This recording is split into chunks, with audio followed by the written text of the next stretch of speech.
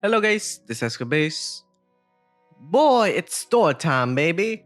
Now, I'm making this video a little over 2 weeks after the initial anniversary live stream and after multiple rewrites and recordings. And during that, I both gathered all my thoughts, angry or otherwise, the statements they said during the live streams and the days that I'm gonna focus on, as well as actually starting to interact more with the game than I ever did the past few months, admittedly. I'll try my best to remember everything in chronological order. And before we get started, I have a lot of stories to say. First, sorry if this video feels like a rant, and I swear a lot at some points. And second, sorry if this will also be a sort of summary of what the devs have to say, even though I call this a story time. This is more so to give context as to what happened. And lastly, sorry if this video will be a bit of a spoiler in the sense that I'm gonna spoil main story stuff when it comes to future enemies, styles, or Memoria in EN in this case. And yeah, either way, for this storyline, I only have about like 6 days focusing on the story alongside other minor stuff. But I know it's gonna be a long one, so without further ado, let's get started. July 17th, the start of chaos. It's JP livestream day, so as always, I tuned in to see the new content. After the usual merch announcements, they suddenly bring out Shimoda, the guy on the left, the development guy, as I call him. And they dropped the announcement of the support system completely out of left field. And it literally looks like the same thing I saw in that new Madoka Gacha. But considering the developer of that game is a subsidiary of Right Fire Studios, I shouldn't be surprised. They added this in HBR. Then another out of nowhere move. They started talking about the changes to score tag, but that doesn't really matter right now because the big one was the massive changes to the damage calculation, and that already like made me mad considering how hard some of the end game and even main story content already is. And then they dropped the second bombshell, OD changes, and most importantly, OD cooldowns. Like, Jesus fucking Christ. Even though I haven't abused OD loops and stretch that much, they're still like one of the most effective ways of playing this game. And now they're gonna nerf it? Sure, it's a problem with arts battle, but these changes won't just punish just them. They're gonna drag us down with it. Like, it's sickening us. It's sickening. And while I was very angry, like, I can't help but, like, at the same time feel for Shimoda, who had to announce this instead of the main host, Kakinuma, or Kaki as we call him, as if to put on the blame on the negative stuff on Shimoda instead. And lastly, the third big nuke, the announcement of SS Resonance. They weren't really trying to hide it, it's literally SSR. And boy, that's another cesspool of bullshit. Since it was a live stream, the reaction wasn't immediate. The chat, Twitter, and even the English speaking JP players were all negative. It's like the devs already knew this would happen and figured they could soften the blow. And how did they try to soften it? By revealing the new SSR. None other than Swimsuit Aoi. For a moment, like, we were cheering, then they announced like we're gonna get a 100 free pulls at once on this banner, and like we were ecstatic. But at the same time, deep down, me and many others knew exactly what they were doing. Using the free 100 pulls and Aoi's sentimentality when it comes to our attachment to her, and the VAs, Yuki's Maikawa Ryoko, Tsukasa's Imami Yurina, and of course, Aoi's Miyashi Tasaki, just being there, announcing it to lessen the blow of the game changes. Like, at this point, there are only 4 changes I can think of from this live stream that are positives. First is the removal of the SS1 from the standard banner pool, which is honestly really great, especially since SS1 recently in JP already had its own separate ticket banner. Second would be the increase in EX skill uses by 2, so from 4 to 6, excluding the unlimited and limited ones. In retrospect, this was really a good move, especially as compensation for the lowered damage output. Honestly, these last 2 positive points were massively overshadowed by the massive negative stuff this live stream had, but the third point is basically the 2 positives from the OD changes. The fact that we can now select which OD level we want, and the fact that it finally has like a damage boost in the form of a multiplier.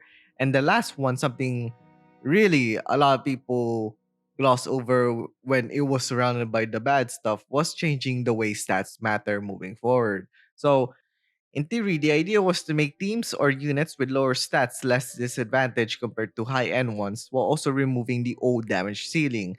In logic, this means newer players or those with lower level units can deal noticeably more damage than before. Though, like the second point, this is more of a compensation for the lower damage output, and in the case of the lower leveled players. By the end of this live stream, though, only a minuscule few were happy. The majority were either bitter or salty or just fully negative about it. I was on this side at this point in time. The fallout. You already know or heard how the story goes. Review bombs on Steam, countless negative comments for a whole week. Dead fucking silence from the HBR devs despite over 1,000 negative reviews on Steam recently. And finally, on July 25th, they drop a Twitter thread. So here's the summary of it. So first off, they're backing off the whole OD cooldown change. Thank fucking God, because that was one of the worst ideas they ever announced in that live stream. And also that the OD charges don't carry over anymore between expiration and multi fights, which is way more preferable. And they still cap said charges at 9 per fight, as you saw in the live stream. But to be fair, like 9 OD is like the most you need in a single battle. So yeah. But at least those two positives I mentioned earlier are still included. So yeah, still kind of an mainly for the first half, but it was definitely better than what they were planning before, honestly. Next up is SS Resonance. Even though they recently announced this rarity, they're not ditching SS styles altogether, which makes sense. Abandoning them would be low, even for them. The most likely thing to happen is that most future SS styles probably won't be as valuable as the SSR ones. Though probably every now and then they'll accidentally make a meta SS. Speaking of SSRs, starting August 3rd, SSR pieces will be obtainable through new game content. I'll talk about that when we get there. But the important part is any new SSRs this year can be limit broken with normal shards, which is the SS pieces in this case, and the gouges. The only exception to this is sadly Swimsuit Aoi, which, yeah, sad. Oh, and they're adding 2 SSR pieces to the premium pass. That's for the whales. They're also rolling out another survey and swearing they'll quote unquote listen more this time around, which, we all heard before, but who knows? Maybe this time they mean it. Then they announced a surprise development stream for 4 days later on July 29th. Finally, the biggest apology reward this game has ever given: 10,000 quartz, 2 S10 pools, 10 SS pieces, 10 SSR pieces, 3 Daphne, 15 bells, and 6 reverts. A lot of people are still mad despite this, including me, but for now, we will wait to see what they have to say 4 days later. July 29th, the development live stream day.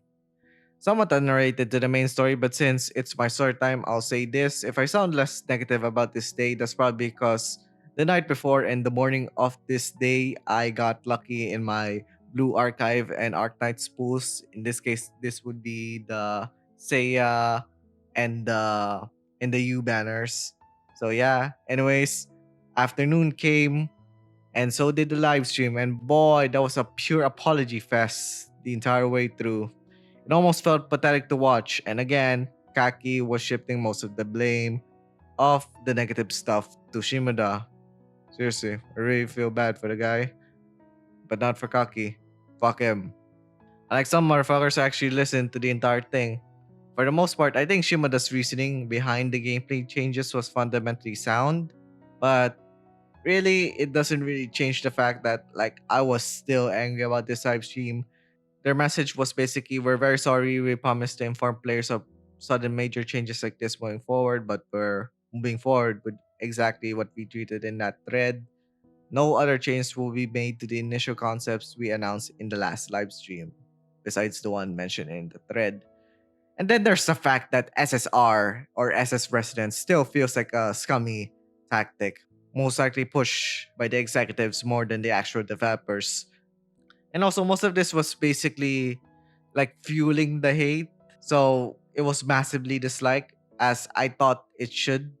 After this live stream, like I basically went with the mentality of fuck this live stream, man. Like all the fucking way. I hate everything about this so that I can be more optimistic since high chance they won't talk about these aspects much in the upcoming 3.5 anniversary live stream. Skipping a few days, it's August 3rd and it's the 3.5 anniversary live stream, baby. Now, I'm feeling optimistic, so during the last few days, like the feelings of like anger and frustration mostly subsided, so I just hope they won't make me angry again. And of course, I also appreciate all of 31 Aces VAs being here. So yeah, we start off with the merch stuff as always, then the announcement of a live stage play, which what the hell, but okay. Then the reminder of the Aoi swimsuit free 100 pulls at once, which one of the few times I got slightly angry at this stream. The new summer event with the SSRs being Miss Ero Ero Ero and Rice. Paid stuff, including the paid selector, which I was one poor decision away from buying it and getting the Iwaruka, but I'll put down my wallet for now. Maybe in the 4th anniversary I'll buy it. More merch, the introduction of a battle season, a new thing we will get every 2 months. So for battle content like Scortac or Soul Raker, or in this case Astrarium in EN, doing them now gives you new medals instead of the story event medals to exchange for items in this new shop. You can get 3,000 quartz for SSR pieces, 6 SS pieces, 2 Daphne, 2 of each soul fragment. This stuff is from chapter 5 part 2, so you don't have to worry about that. And 20 SS1 tickets for the SS1 banner, not a selector nor a GSS tickets, 5 skill guides, unlimited life stones, and 4 relic orbs new. These relic orbs are basically plus 1000 DP when equipped to certain characters. For now, it's only the ones for Karen, Bungo, Union, and Yanagi. And then they announced a new Soul Raker, which I'll talk about later. They're adding more event medals to event missions. They're buffing certain characters. They also did announce it in the July 17 live stream, but that was for the Unisons. But from all the buffs, all the buff memorias or styles as we call them are nothing in comparison to the buffs for the newly turned SSR Nanami. Yes, Nanami will be a memoria in the future. Honestly deserved considering fucking hell, this memoria is fucking trash. Like, I'm not joking. This memoria was fucking trash gameplay wise. And then they detailed the 5.13.0 patch, including that includes the increasing of badge level. This stuff we will see next month for EN and some other stuff. And what a fucking skip button. Holy shit. Anyways, and then they dropped a trailer featuring massive spoilers for chapter 5 part 2. Ah, they really don't give a fuck about this shit. And then they showed the second best announcement of this stream, in my opinion. One we absolutely lost our minds over, and something a mutual of mine through their love of Seriko and this character predicted. Unison Karen Asakura. The first Unison to have the same character instead of two. It's Karin and Karin-chan. This is what Unisons are fucking made for, man. Too bad the details are gonna be in a future stream a few days later. Sad. But since this was a gameplay section, they announced a collaboration in October. Like, we were holding our breath. Like, the trailer showed it's between with Heaven Burns Red, X, dot, dot, dot, Awapuro? Huh? The fuck is this? Apparently, it's a long-running baseball video game series in Japan by Konami. Though, at this time, since I didn't know it, but I can still guess it's probably a popular baseball game in Japan. Though when I was watching the trailer and the Pawapuro thing drop, I was like, Jun Maeda, like, of fucking course you want to collab with this game. Like, if you know Jun Maeda, you know his history with baseball. If you have seen Clanad, Angel Beats, and most especially Lil Busters, and even a bit of HBR through Ichigo and all that. Like, honestly, when I saw the baseball for like a half second, I thought it was Lil Busters. And honestly, if it was, I would have lost my goddamn mind because if it was, hey, like I would have been beyond hype. But hey, it's actually Paro. I don't know how exactly they'll implement it, but I'm nevertheless curious once we get more details. Now, after that collab teaser, we got another bombshell. Another teaser for the upcoming main story chapter for the final part to Chapter 5. Chapter 5, Part 3, to be released at the end of the year. Whoa, boy! This part was so hype, even if it's a teaser and there's no release date. Apart from the end of the year, quote unquote, at least we finally know it's coming in like 5 months for us JP players. Small tangent, but like Shimoda also said this in the development stream. But like the reason why for us JP players a main story chapter or rather part takes 9 to 11 months, it's not directly because of the production of improving the 3D gameplay with every drop, nor it's the cinematics. Rather, it's the amount of workload of the irreplaceable core members of this development. Jun Maeda, Yugen, the subwriters, the developers just making the graphics and all that. He stated that even if they add more stuff to lessen, there would be less coordination and by extension more delays. So they decided to keep the staff as it is currently and states that they don't want to release something mediocre even if at the cost of delaying it. And to me, I do think it's understandable regardless of what other thinks of it. Especially since in my opinion, this is supposed to be like the main hook of why like we play this game in the first place. I like the fact that every main story chapter update is like 9 to 11 months since the time frame of chapter 4 part 1 to part 2 shows that they're at least consistent with this time frame. And yes, I know it takes too long, even if Ian doesn't feel it yet since they're behind and just dropped chapter 5 part 1. Some people though, referring to themselves as veterans, aren't used to this when we are 3.5 years into this game. And don't make the excuse of chapter 2 to chapter 3 and chapter 3 to chapter 4 part 1 being a month and 7 months apart respectively. Since you can tell with our current time frame of the recent chapters, they already had a chunk of it, whether it's a big one like chapter 3 or a moderately small one like chapter 4 part 1 before launch. And like you gotta remember, these chapters are basically the equivalent of at least 4 to like 6 or 7 side story chapters in terms of length. Also, the fact despite it being split into quote-unquote parts, Chapter 4 Part 2 could have very much well be Chapter 5, and Chapter 5 Part 1 could have been Chapter 6, and so on and so forth. And that's not even including how much improvement and quality they give us with each main story update. I do think it's rewarding to just wait for it.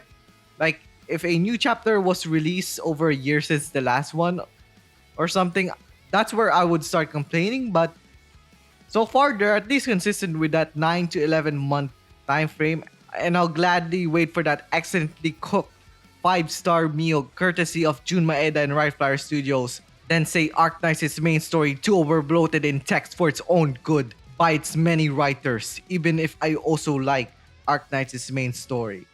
Anyways, sorry about that rant. Let's move on from the main story stuff to the 3.5 anniversary freebies. One of it is where you link your account to their web shop, get your SS guaranteed selector, and pick off two of either of Sutama or Vampire Sharo. If I knew this beforehand, I honestly would have suggested in my news video when they got released in the end to skip one of the two, since in the future y'all will probably get this selector as well. And the usual anniversary slash half anniversary free pools, like in EN we got this update, 12 days free 10 pools totaling 120. It's the same for us over here. So yay! Thank you! And after that, free guaranteed S10 pool you get from entering the live stream code. And yeah, that's pretty much it. After the Hebaban Radio by Seriko and Koga Aoi is the mini live of Sai and Konomi Suzuki. In other words, a She is Legend mini live where I and many of us enjoyed the fuck out of it. In this same mini live, they announced the archive version of the She is Legend X, the band from Girls Band Cry collab concert. They also announced the third She is Legend album, Perfect Smile. I should really buy this just in case the price goes up again. For now, I'm also missing Jao for Rockstar, but I do have Shunmin Ryodan. And lastly, their massive annual live, the She is Legend Live 2026, which will be in January next year. Very excited for that. If I can view it. And yeah, that's the end of the live stream. And honestly, besides some sections, I was overall very happy with the entire thing. Like, I was almost about to say, HBR's back, baby. But they really had to put all the stops for me to say that. But for the most part, I think it did. Now, before the last parts of this video, I also want to comment on the state of HBR YouTube in these past couple of weeks. And man, looking back at this point in time, I never felt pessimistic about content creation, even though I only make HBR news videos for the most parts of my favorite gacha. First, it was the drama farmers, whether it's from the EN or JP side of things, talking about it because negative stuff happened in gacha game. And while I'm not against that, especially if it's bad criticism, like for the most part throughout these 2 weeks or so, I really hated these updates. Jesus Christ. Unfortunately, I hate more the amount of misinformation these videos gave by motherfuckers who haven't even personally played the game and claimed reaction, specifically Japanese reaction from fucking Steam reviews. Like, you want a broader perspective of people's thoughts on it, just check Twitter or something. And secondly, some HBR content creators that honestly I have respect for in this space also giving somehow wrong information. And I'm like, man. Also, to make it even, if you want to critique about my HBR stuff, feel free. As long as it's within reason, I can use it to improve my craft and all that. And talking about the negative stuff going on with HBR the past few months, thank God at best I'm only talking about a couple of YouTubers. Too bad it's their videos that are getting the most traction because, you know, drama equals views. Anyway, sorry for the second rant there. Now, a few days after the live stream, August 8th rolled around, and despite it being, well, the day before the next live stream, I was already really happy with HBR the past few days. Like in the EN side of things, we finally got the patch that fixes the claiming of gifts and rewards that has been plaguing it since honestly the start, as well as fixing the overbloating of uses files it did to the PC version. And in the JP side of things specifically, they dropped version 5.13.0. But what I didn't focus much on the previous sections is one of the greatest quality of life updates they have ever done. A fucking skip button for prism battles or flashback battles in EN for those of you who don't know. And most importantly, dungeon skip buttons. Yes, just clear them once, a stage or a dungeon, and boom, skip button.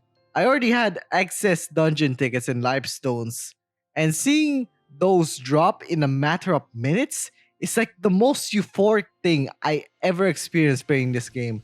And that includes reading the story. They made two new battle reports, one that gives you 200k EXP and another that gives you 2 million EXP, and made it that in Prism or battles, you no longer gain EXP and instead, it turns into these two new battle reports along with some others for the same amount you would have gotten, which is fucking amazing to me since a lot of you will encounter this situation is that you use some styles that are already maxed out to clear the stage alongside other styles that you want to level up. Now with this and the skip button, those excess EXP wasted on those style clearing the stage can now be used as battle reports on anyone. It's amazing really. And the next best thing after it is the free 3000 quartz. Most of us will likely use this on the new style the day after tomorrow. 50 life stones. But after that, the update is becoming less significant. First is the increasing of badge levels, which is fine. I really don't care about it, especially with how inconsequential most master skills are, especially after the debuffs. Said in that apology Twitter thread, honestly, looking back in the initial announcement, I would 100% take the OD limited to just 9 rather than an OD cooldown, because in battle, you don't normally use 9 OD. Like 9 OD is like the max you do in general content, but it still sucks even if the new OD revisions can increase the damage by a little bit. And yeah, I already said my piece about it. I'm mad about the damage calculation thing, but most of that anger I left behind in the development live stream. It's the next day, August 9th, the day of the 3.5 anniversary live stream special program, or basically the 3.5 anniversary live stream number 2. And it started with new merch, because of course it does. Next, they recapped the 5.13.0 patch. I already discussed that. Next, they announced new master skills. It's nice, nothing special for the most part. And finally, they shown the kit for Unison Karen. And boy, from the jump, you can already tell this is a meta unit that you must get. Like, I want to get regardless because, like in my Unison Karen pool video, Karen is one of my favorite characters. And also, like, this Memoria or style in JP looks so fucking cool. But the waifu also being the meta? That's a massive bonus. Alongside these things, as they introduce the kit, they also detail the new Soul Raker battle, or again, Astrarium in EN. And boy, what a spoiler it is for those who hasn't read the entirety of Chapter 5 Part 2. Because it's the final boss of that chapter, and with it comes the E-Shield mechanic. So basically, the replacement to the DP bar for this chapter, basically you need to hit it based on the element weakness, and if it reaches 0, it breaks like DP break, but it also relies on hit count than actual damage. So basically, spoiler, this new Unison Karen will make your life easier in this Soul Raker, and with this boss specifically, as well as any other boss, which makes her a tier 0 style according to the HBRJP fan sites, and along with the other current memorias or styles rather that are currently meta at the moment. So yeah, that's basically it.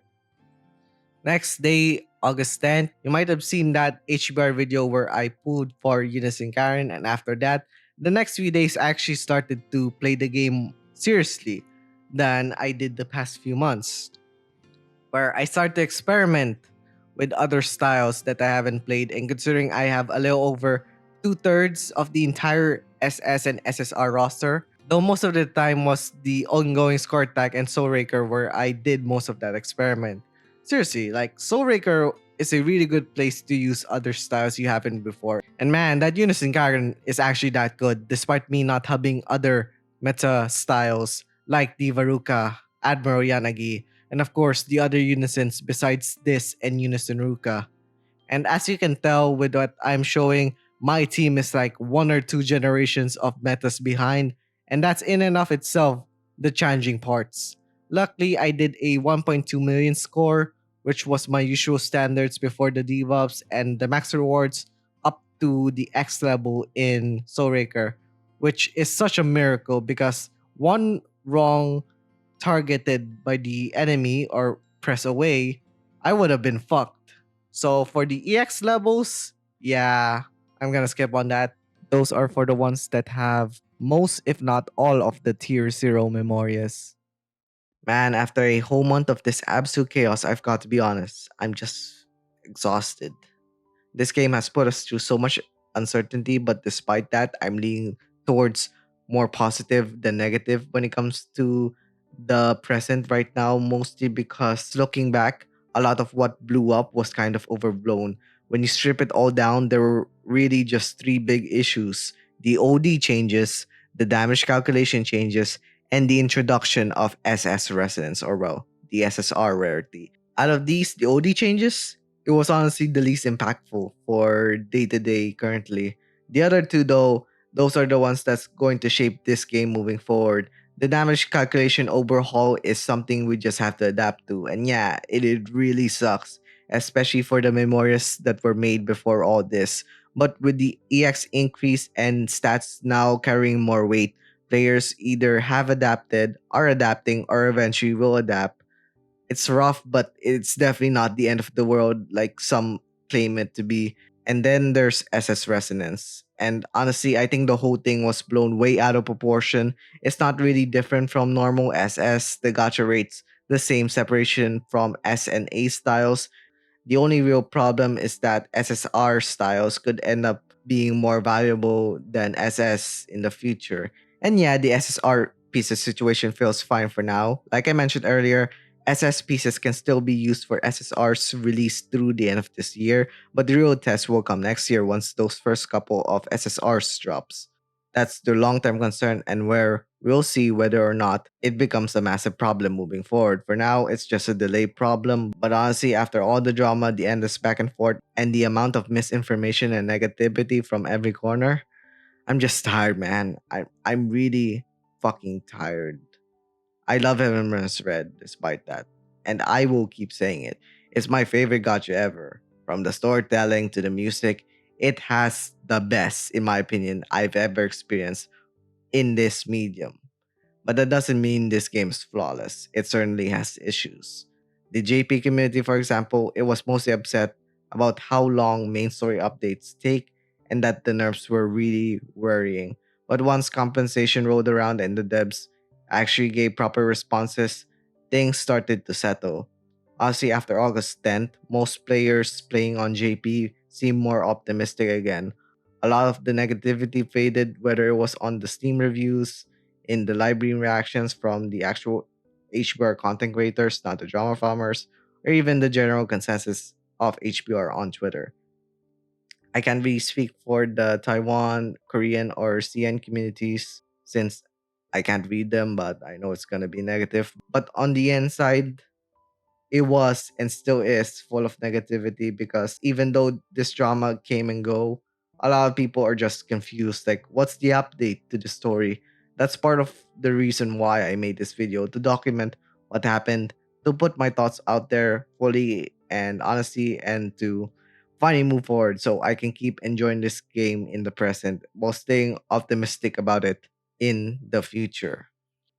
I just hope we don't ever go through something like this again because yeah, HBR has its flaws. The gameplay is one thing, but this entire month of chaos is the definite proof of that. But unlike some other devs, I do believe they tried to make things right. We got the compensation, we got quality of life updates, we even got a proper time frame for the next main story update. Maybe not perfect, but it's the effort I can acknowledge. So here's where I land. I want this game to keep improving, to keep innovating, to get better at listening to us, and please never drop something massive out of nowhere like this. And if you do, I'll keep looking forward to the future stories, the music, the art, the gameplay, and even the graphics. All of it because I believe Jun Maeda and Riot Flower Studios can deliver on it. And look, I don't know if this video will make people think that this an unrefined video for something this massive to cover or see me in a better or worse light as an HBR content creator, but it doesn't really matter. What matters is that this video is 100% my unfiltered thoughts about this entire fiasco from start to the present. Everything I have or want to say, finding that out. So yeah, that's it. That's all I have to say. I can finally move on. No scripted outro. Just see you guys next time. Bye.